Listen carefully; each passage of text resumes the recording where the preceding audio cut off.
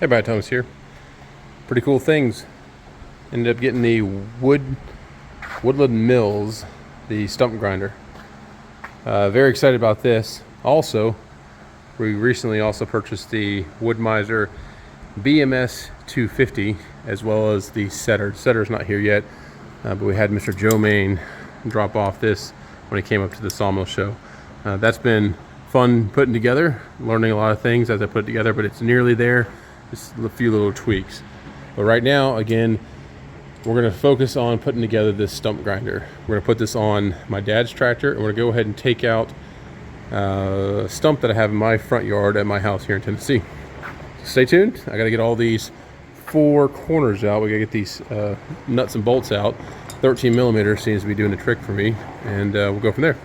Okay, so a few little things you had to do on here. I didn't actually show each one, but for shipping, this piece right here was turned upside down, and I thought we were missing some bolts. Turns out there were bolts that were inside of this right here, the tube that has all the information stuff. This is where the bolts were hidden at. I did not know that, so I went through my bolt pile, and found some bigger bolts and everything to go through here. So you see these two here are facing the wrong direction, but these are actually your heavier duty bolt and the ones that came with it. So yeah, you switch this around, and you do so by loosening this up, turning it, of course, 180 degrees. Now we still have it attached to the metal frame, and one of my buddies told me, yeah, you want to go ahead and keep it attached to the metal frame. I'm not going to disconnect those feet because I want to use this metal frame here. I attached some caster to it so I can roll this thing around with not in use. This portion right here, I don't know about y'all folks, but I'm seeing like a table. It's practically a table already built. We'll come back to that and play with that around here later on. Also, you had to add on this plate right here, 3 simple bolts and nuts there. But again, like I said, we're going to go ahead and leave on the the metal plate here on the bottom. So I pulled that pin right there, and if I pull this pin, she should just fall right out. Yep, just like that. So now that'll be my section that I'll go ahead and add the casters to. So whenever I am not in use with this machine, everything, we'll put it on here. It'll be easy for storage.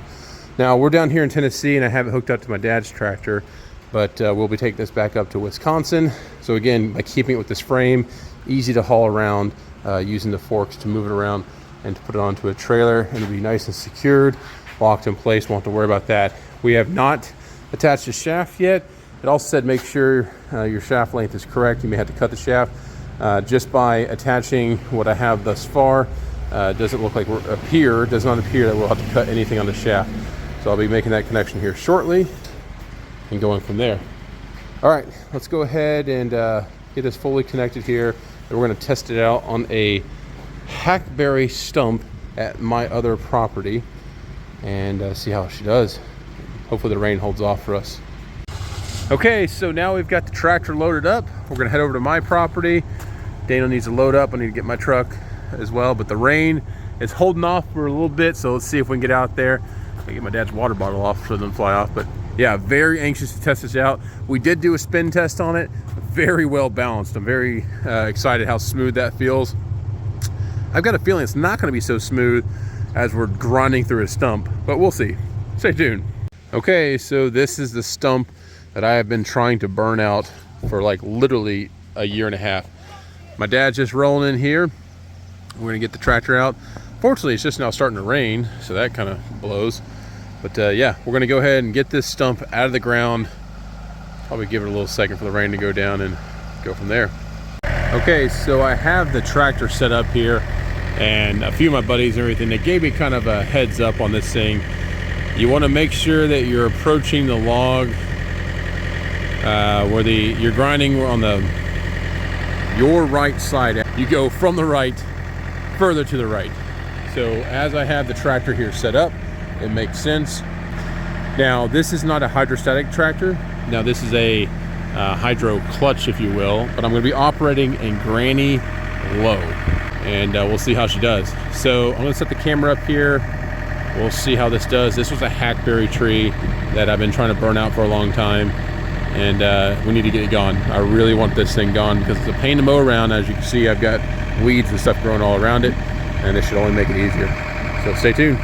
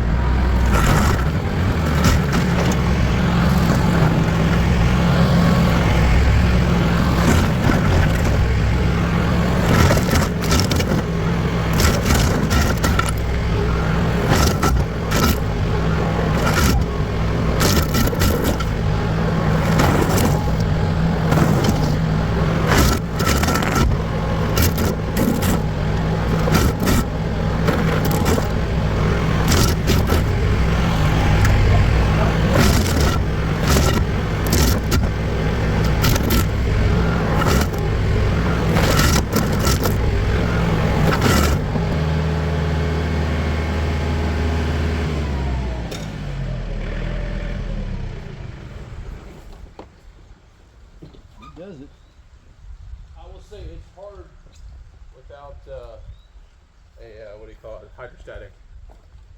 You gotta get slow. But I think I do it in granny low. that was granny low.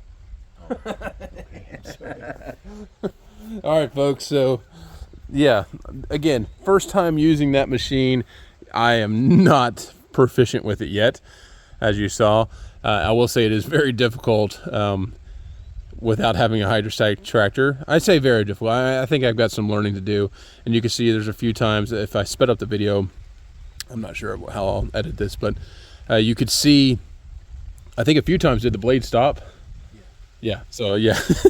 I took a bit too aggressive of a cut and everything, but we did remove it down below the dirt level, and I think I can probably get a little more out here. And we'll put some dirt on top of this, make this into a flower bed or something like that, and call it good. It did make a lot of mulch, so that's good. And it smells really good. It's a hackberry tree, but it smells, it's got a sweet smell, almost like that of ash. So I don't know if they're in the same family, but just looking at the wood grain, it kind of looks similar.